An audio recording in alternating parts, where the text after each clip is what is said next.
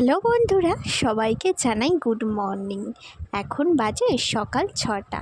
আজকে একটু তাড়াতাড়ি উঠেছি, কেন বলো তো? কারণ আজকের দিনটা আমাদের কাছে একটু অন্য রকম। তার কারণ হলো আজকে পয়লা বৈশাখ। তো পয়লা বৈশাখের অনেক রকম রান্না, খাওয়া দাওয়া, সাথে বাচ্চাদের একটু আনন্দ তো থেকেই থাকে। তো চলো ভিডিওটা পুরোটা দেখতে থাকো। এখন বাজে 8:37। তো ঘুম থেকে উঠেছি অনেকক্ষণ, সকালবেলা ব্লগটা সকাল থেকেই শুরু করেছি। তো দেখো, ঘুম থেকে উঠে বিছানাগুলো গুছিয়ে নিয়েছি, ঘরগুলো একবার ঝাড় দিয়েছি, কিন্তু বিছানার উপরে আমার মেয়ে তো পা ধোয় না ভালো করে, তো উঠে পড়ে বিছানার উপরে। তো উঠলে বিছানাটা আরও একটু নোংরা হয়ে যায়। তা ঘরটা যেহেতু আগে মুছে নিয়েছি, তারপরে লাস্টে বিছানাটা খুলেছি, তো তারপরে আবার বিছানাটা ঝাড়তে হয়েছে, তাই জন্য ঘরটা আবার নোংরা হয়ে গেছে। তো তাই জন্য ঘরটাকে আবার আমি ক্লিন করার জন্য ঝাড় দিয়েছি। তো তো চলো, এখনও মেয়েকে সকালে ব্রেকফাস্ট দেওয়া হয়নি, ও ব্রাশ করছে। সোনা মায়ের ব্রাশ করা হয়ে গেলে তারপরে আমি সকালের ওকে খাবার খাওয়াতে চলে এসেছি, পাউরুটি আর দুধ। খাওয়ানা শেষ করে তারপর আমি শাক বাছতে চলে এসেছি। এটা কী শাক বলো তো? এটা হলো নোটে শাক। এগুলো আমরা বাজার থেকে কিনে নিই, আমার শাশুড়ি মা আমার ননদদের বাড়ি থেকে এনেছে।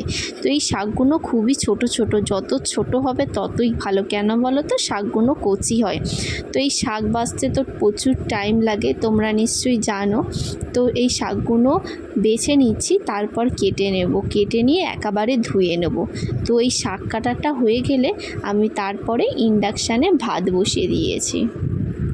শাশুড়ি মা মাছ কিনেছে, তার মধ্যে আজকে কিছুটা হবে আর বাকিটা অন্য দিন হবে। তো তাই জন্য ফ্রিজে তোলা থাকবে। তো আমি কন্টেনারের মধ্যে ভরে নিয়েছি। আর দেখো কি কাণ্ড, ফ্রিজের লাইটটাই কেটে গেছে। তারপরে রান্নার যা হোক করে জোগাড় করে গ্যাসে কিছুটা রান্না বসিয়ে দিয়েছি। তার মাঝেই পাকা একটা সবেদা ছিল, সেটা আমরা দুজনে ভাগ করে খাচ্ছি। এটা হলো আমার পুচকি সোনা। আর সবেদাটা প্রচুর মিষ্টি ছিল, যেটা ছিল আমার মায়েদের কাছে।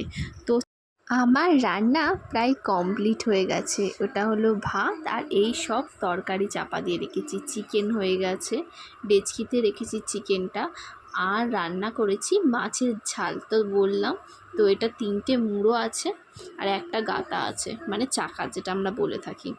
তো এতে সব চাপা চাপা দিয়েই রেখেছি। আর এই হলো শুক্তো, দেখো বড়ি দিয়ে শুক্তোটা করেছি, খেতে কিন্তু খুব টেস্ট হয়েছে, সবাই বলছিল।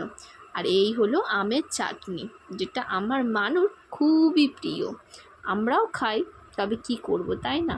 আর এই হলো পটল ভাজা আর মাছ ভাজা, আমার মানুর জন্য মাছ ভাজাটা, ও তো ঝাল খায় না, সেই জন্য। আর শাক ভাজা, শাকটা ভাজা হয়ে গেছে তো অনেকক্ষণ আগেই। তো তারপরেও আমি দেখাইনি, কারণ জানি সব একসাথে দেখাবো। তো ডিম আর হলুদ মেখে আমরা স্নান করে নিলাম। তো আমাদের এখানে এটা একটা নিয়ম। তো তোমাদের এখানে কি এই নিয়মটা আছে? তো কমেন্ট করে প্লিজ জানিও।